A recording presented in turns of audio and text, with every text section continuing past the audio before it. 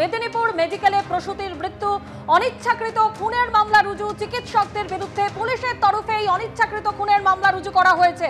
গাফিলতি থেকে জেনে শুনে বিপদে ফেলার চেষ্টার অভিযোগ। 10ই ডিসেম্বর উৎপাদনে রাজ্য ড্রাগ কন্ট্রোলে নিষেধাজ্ঞা। 1 মাস পরে 11ই জানুয়ারি স্যালাইনের ব্যবহার বন্ধের নির্দেশ স্বাস্থ্য দপ্তরের। 1 মাস ধরে যাদের জন্য নিষিদ্ধ স্যালাইন ব্যবহার, তারাও কি তদন্তের আওতায় আসবে?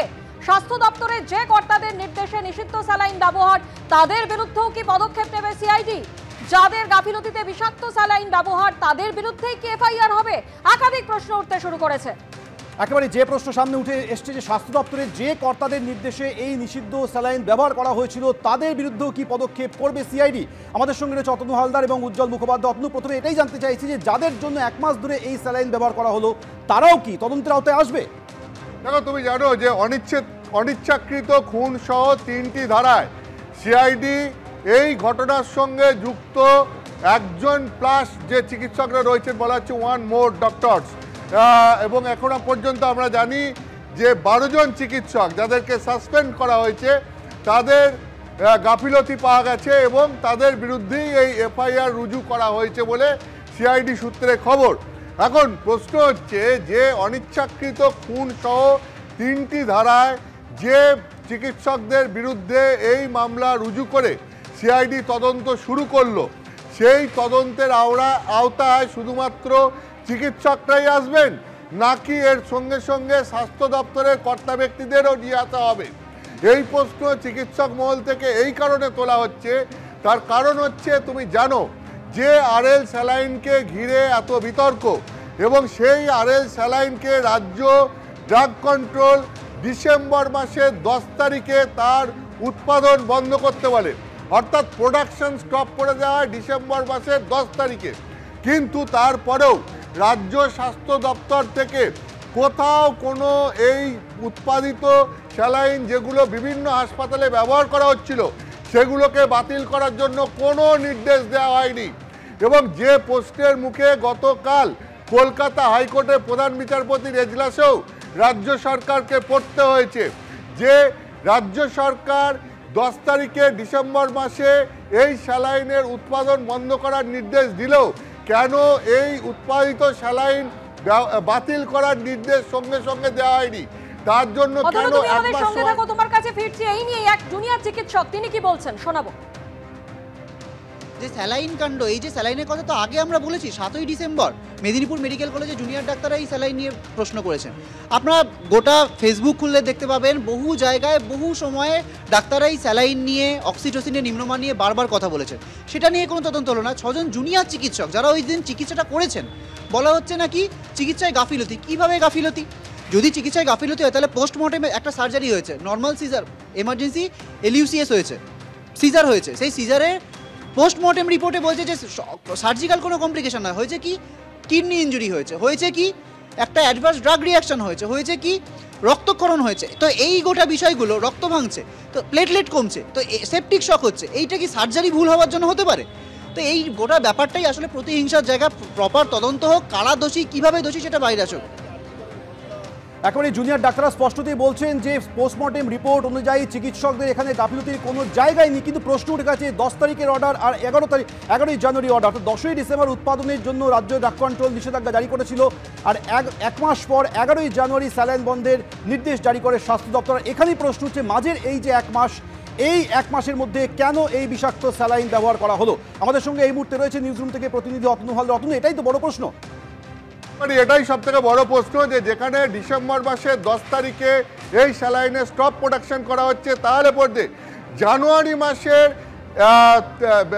11 তারিখে এসে সেখানে এই স্যালাইন বাতিল করার জন্য কেন নোটিশ দেওয়া হচ্ছে? অর্থাৎ এই 1 মাস 1 দিন সময় কেন নষ্ট করা হলো? এই 1 মাস 1 দিন ধরে ওই উৎপাদিত স্যালাইন যে ব্যবহার হলো, তার দায় কে নেবে? রাজ্যের স্বাস্থ্য দপ্তরের কোন কর্তারা এর জন্য দায়ী? এবং কেন, কার স্বার্থে 1 মাস ধরে এই স্যালাইনকে ছাড়পত্র দেয়া হলো এবং তারপরে বাতিল কেন করা হলো? ফলে স্বাভাবিকভাবেই এই প্রশ্ন উঠছে যে রাজ্য স্বাস্থ্য দপ্তরের যে সমস্ত কর্তা ব্যক্তিরা এই স্যালাইন 1 মাস ধরে ব্যবহারের জন্য ছাড়পত্র দিয়ে রেখেছিলেন, তাদের বিরুদ্ধে কি ব্যবস্থা নেওয়া হবে? তাদের বিরুদ্ধেও কি এই অনিচ্ছাকৃত খুনের অভিযোগে যে মামলা দায়ের করা হয়েছে সেই মামলায় তাদের বিরুদ্ধেও কি তদন্ত করা হবে? তাদেরকেও কি তদন্তের আওতায় সিআইডি নিয়ে আসবে, নাকি শুধু চিকিৎসকদের মধ্যেই এই তদন্ত সীমাবদ্ধ থাকবে? এখন এটাই সবথেকে বড় প্রশ্ন এই কারণে উঠছে, তার কারণ যার মৃত্যু হয়েছে সেই মহিলার ডেথ সার্টিফিকেটে লেখা হয়েছে সেপটিক শকের জন্য এই মৃত্যু হয়েছে। এখন যেহেতু লেখা হয়েছে সেপটিক শকের জন্য এই মৃত্যু, ফলে চিকিৎসকদের পরিষ্কার বক্তব্য হচ্ছে যে সেপটিক শকের জন্য মৃত্যু শুধুমাত্র চিকিৎসকদের গাফিলতির জন্য হতে পারে না। সেপটিক শকের মৃত্যু হয়েছে ওষুধে গন্ডগোল ছিল বলে, এটা চিকিৎসকদের দাবি এবং সেই কারণেই তাদের দাবি। কি বলছেন সে আপনাদের কাছে রাখবো। উৎপল বন্দ্যোপাধ্যায় চিকিৎসক কি বলছেন শোনাবো। না, আমরা জানি না যে কোন তথ্য প্রমাণের উপরে ভিত্তি করে সিআইডি অনিচ্ছাকৃত খুনের মামলা দায়ের করেছেন। বরঞ্চ আমরা এটুকু জানি যে চিকিৎসকরা চিকিৎসা করতে গিয়ে যদি কোনো ঘটনা ঘটে সেখানে অনিচ্ছাকৃত খুনের মামলা দায়ের করা যাবে না। এ ব্যাপারে আমাদের মহামান্য সুপ্রিম কোর্ট একাধিকবার বিভিন্ন মন্তব্য করেছেন। আমরা আশা করব যে আপনারা যে কথাগুলি বলছেন আমাদের চিকিৎসকদের বিরুদ্ধে অনিচ্ছাকৃত খুনের মামলা দায়ের করা থেকে তদন্তকারী সংস্থা বিরত থাকবে। আপনারা কি এই বিষয়ে অধ্যক্ষকে কিছু জানালেন? না, অধ্যক্ষ ম্যাডামের সঙ্গে সিআইডি তদন্তের বিষয়ে আমাদের একটা কথাবার্তা হচ্ছিল, কীভাবে তদন্ত হচ্ছে। উনি যেটা বলেছেন আমাদের যে ওনাকে কোনো খবর সিআইডি থেকে আসার জন্য কোনো দেওয়াও হয়নি এবং তদন্তে তারা কি পেয়েছেন সেই সব কিছু ওনার কিছু জানা নেই। অথচ প্রশ্ন হচ্ছে যে 10ই ডিসেম্বর রাজ্য ড্রাগ কন্ট্রোলের তরফ থেকে উৎপাদন বন্ধের জন্য নির্দেশ জারি করা হলো। 1 মাস পর 11ই জানুয়ারি স্যালাইন বন্ধের নির্দেশ জারি করা হলো। মাঝের 1 মাস এই বিষাক্ত স্যালাইন যাদের শরীরে গেল, যারা ক্ষতিগ্রস্ত হলেন, সেই দায় কে দেবে? এখনো পর্যন্ত 3 জন প্রসূতি এসএসকেএম হাসপাতালে সংকটজনক অবস্থায় রয়েছেন, কিন্তু যাদের নির্দেশে যাদের জন্য 1 মাস ধরে এই বিষাক্ত স্যালাইন ব্যবহার হয়ে গেল তাদের বিরুদ্ধে সিআইডি কে কোনো পদক্ষেপ করবে?